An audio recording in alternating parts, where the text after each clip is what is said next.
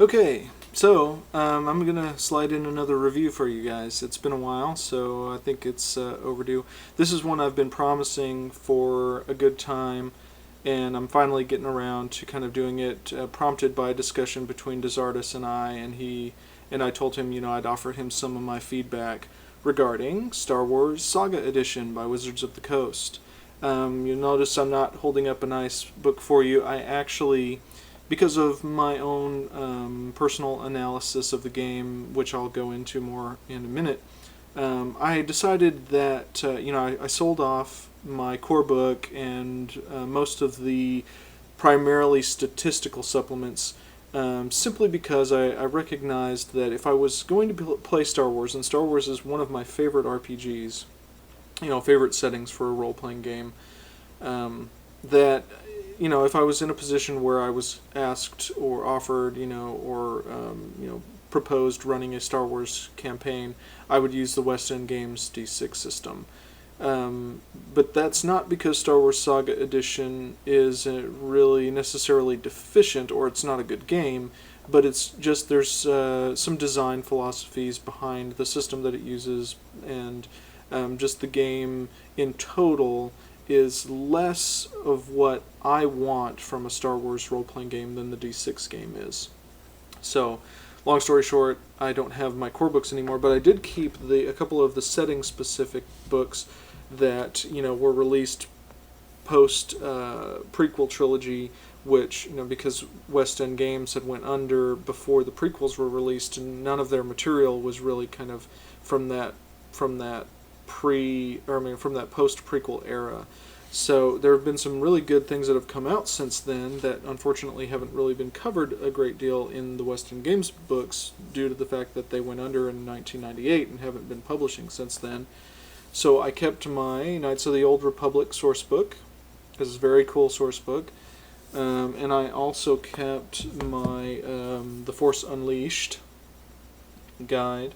The Force Unleashed is kind of interesting because it covers that period really in between the trilogies. So it's after Episode 3 but before Episode 4, when the Empire is really rising to power, and that's kind of the classic Imperial era is really my favorite era to run and play Star Wars games in. So that's one of the reasons why I kept this, because it covers a lot of details about if you want to play in those in between times, or if you want to play before A New Hope. There's some material in here that's really cool and interesting, that happens to coincide with my favorite kind of angle on Star Wars, which is scampering about the galaxy, avoiding the Empire, and joining up with the rebels and all that kind of stuff. So Star Wars Saga Edition, then, let me get into it from a mechanical standpoint. Of course, it uses a modified version of the D20 system, and in my opinion, it is probably the best rendition of the D20 system that has been published thus far. That's because, for me, this is because I'm a gamer who tends to enjoy more streamlining and simplicity in the rules, rather than having a rule to cover everything, or having huge lists of tables with with all these modifiers and multipliers and percentile results. And that's only because it helps me keep the game flowing better. I don't like to have to remember, oh well, is this a +4 modifier or a +3, or oh well, but he's lying prone but he's using a melee weapon. Does that mean I add a bonus, or do I subtract a bonus or subtract a penalty? So Saga Edition does a beautiful job of basically boiling a lot of that complexity from D&D 3rd Edition and from a lot of the D20 games that came after it down into very manageable terms. And so it's especially noticeable in the modifier scale, for example, because rather than having a spectrum of, oh, this could be a +1 modifier to a +23 modifier, they break it down into very simple tiers where your modifiers are generally either going to be minor, which is a plus or a -2, a moderate or a significant, plus or a -5, or a fantastic or incredible modifier of plus or -10. So that's really, I mean, that's how they break it down for simplicity's sake. You'll know that if there's a modifier that's applying to a roll, it's either going to be a +2, or a ±2, ±5, or ±10. And it really speeds things up. Now, granted, some people say, "Oh, ±10, that's really harsh," But at the same time, it just makes the game flow a little faster and makes it a little simpler. They go directly into squares and measurement on a combat grid rather than translating everything into increments of 5 feet, which has its advantages and disadvantages. It makes it faster and easier to, when you're looking at a tabletop, to figure out how things work, but it's basically just one less step of conversion. But at the same time, it really kind of ties you to a mat, or it makes it more difficult to extract from looking at a mat, because it adds an extra level of of conversion that you have to do. We say, okay, well, that's 4 squares. Oh, that's 20 feet. Okay. Now, I'm not as anybody who knows me will tell you, I am not a fan of the battle mat, and most versions of D20 games, and Saga not really being much of an exception, are very dependent upon using a 5-foot grid map. Now, you don't have to, and you can work around that, and there's ways to play the game without that, but you lose a certain level of the game's intention, because the game, there's several designs and mechanics in the game that intend for you to use a grid map system. And if you don't, you're losing just a little bit. Now, like I said, it depends on your group, and some groups might be comfortable with that. Some groups or players might object to the fact that they're losing a little bit of granularity that they want, or a little bit of tactical kind of manipulation that they want in their games.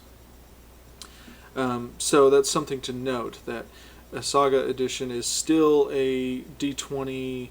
Or still follows the D20 idea that it's kind of locking itself or asking of the players to use a grid map. And I'm not a fan of that. That's one of the minor reasons why Star Wars Saga Edition doesn't appeal to me as much, because I know going into it, if I'm running a game, there's that separation of the narrative between grid time and non-grid time. And I don't like the impact that has on my games.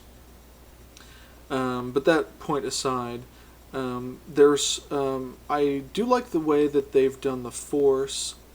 I like and dislike it at the same time. I like the idea that there's a single use the Force skill, and that simply taking the Force-sensitive feat, regardless of what character type you are, will give you access to a number of minor little powers, like minor telekinesis and sensing your surroundings and that sort of thing. So I think that's kind of cool, and it really creates an easy way to create Force-sensitive characters of any character class, without having to make them a Jedi or making them a devoted Force user with all these kinds of Force powers. So really, the Force powers are just add-on bits that if you are Force sensitive, you can and you want to train the skill, and then you can start taking Force powers, and you get more and more options available, and you can turn yourself into a really profound Force wielder.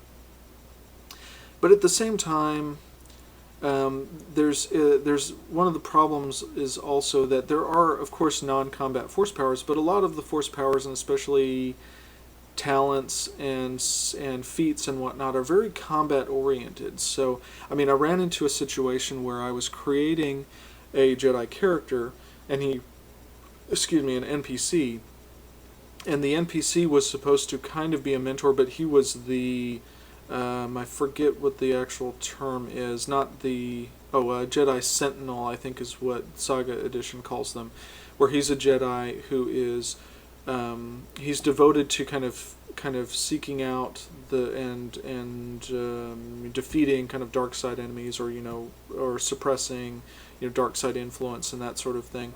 But the character himself wasn't supposed to be a martial character. He was more of an intellectualist, and so.